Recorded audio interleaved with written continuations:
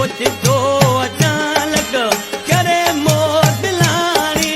छुके जी नथो मुझ अखीरली जो पाणी हयूं तीर सीने करे निशाना निशान